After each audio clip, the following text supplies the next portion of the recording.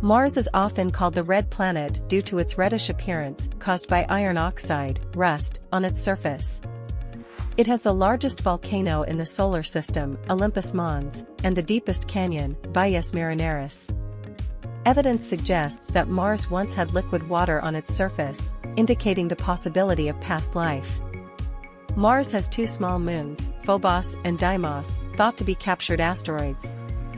It experiences dust storms that can cover the entire planet and last for months, affecting visibility and surface operations.